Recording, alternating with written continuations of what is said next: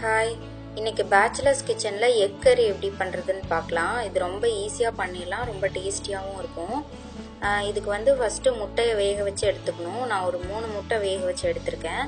இதை நம்ம வந்து சின்ன சின்ன பீசஸாக கட் பண்ணிக்கலாம் ஃபஸ்ட்டு. இதே மாதிரி நம்ம எக் ரோஸ்ட் பண்ணும்போது பண்ணியிருந்தோம். அது வந்து ட்ரையாக பண்ணியிருந்தோம். இது வந்து கிரேவி மாதிரி இருக்கும். இதை இந்த மாதிரி கட் பண்ணிவிட்டு நம்ம ரோஸ்ட் பண்ண போகிறோம். அதுக்கு ஃபஸ்ட்டு ஒரு பிஞ்ச் மஞ்சத்தூள், ஒரு பிஞ்ச் மிளகாத்தூள், ஒரு பிஞ்ச் உப்பு, இந்த 3ஐயும் கொஞ்சமாக தண்ணி சேர்த்து நல்லா மிக்ஸ் பண்ணிக்கலாம். இதை இப்போ எக்கில் ஃபுல்லாக அப்ளை பண்ணிக்கலாம். இதை அப்ளை பண்ணியாச்சு. ஃபஸ்ட்டு இந்த எக்கெல்லாம் ரோஸ்ட் பண்ணிடலாம். அதுக்கு ஒரு பேன் சூடு பண்ணிவிட்டு அதில் 4 டேபிள் ஸ்பூன் எண்ணெய் ஊற்றிக்கலாம். எண்ணெய் காஞ்சதும் அதில் நம்ம இந்த மசாலாலாம் தடவி வச்சிருக்கிற எக்கை சேர்த்துலாம்.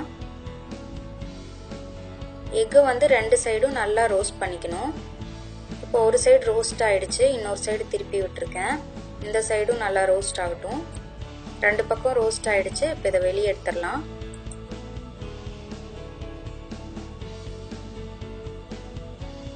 இப்போ அதே பேன்ல ஒரு பெரிய வெங்காயம் வெட்டி வச்சிருக்கேன், அதை சேர்த்திக்கலாம். இது நல்லா கோல்டன் ப்ரௌன் ஆகுற வரைக்கும் வதக்கிக்கணும்.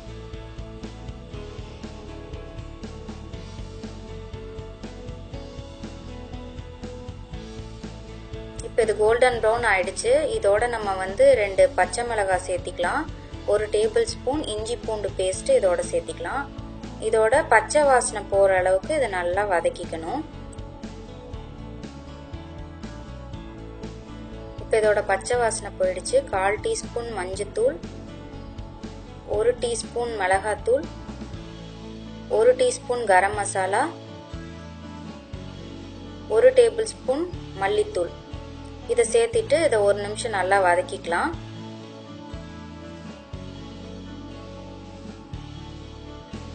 இப்போ இதில் 3 தக்காளி சேர்த்துக்கலாம். இது வந்து மீடியம் சைஸ் தக்காளி.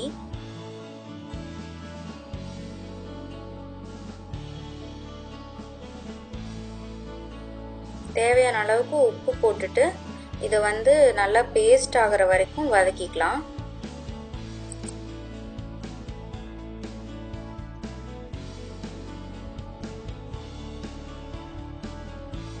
இப்போ இது நல்லா பேஸ்ட் மாதிரி ஆயிடுச்சு.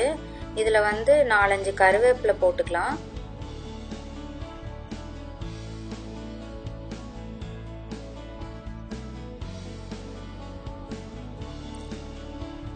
$100 ml தண்ணி சேர்த்துக்கோங்க. இதில் சேர்த்து இதை வந்து கொஞ்ச நேரம் கொதிக்க விட்டுடலாம், ஒரு 2 நிமிஷம்.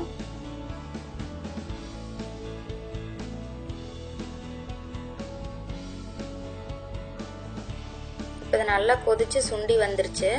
இப்போ நம்ம வந்து ஃப்ரை பண்ணி வச்சிருக்கிற எக்கெல்லாம் இதோட சேர்த்துக்கலாம்.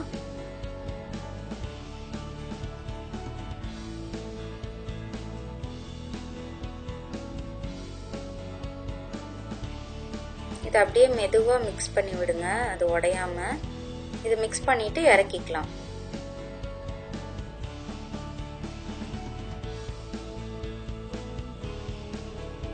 சுவையான முட்டைக்கறி ரெடி ஆயிடுச்சு. இது வந்து ஒயிட் ரைஸ், இட்லி, தோசை, சப்பாத்தி இது எல்லாத்துக்குமே ரொம்ப நல்லா இருக்கும். நீங்கள் இதை உங்கள் வீட்டில் ட்ரை பண்ணி பார்த்துட்டு எப்படி வந்துச்சுன்னு உங்களோட கமெண்ட்ஸ் அண்ட் ஃபீட்பேக் எனக்கு ஷேர் பண்ணுங்கள். எங்கள் ரெசிபிஸ் எல்லாம் பிடிச்சிருந்துச்சுன்னா சேனல் லைக் அண்ட் சப்ஸ்கிரைப் பண்ணுங்கள். தேங்க்யூ.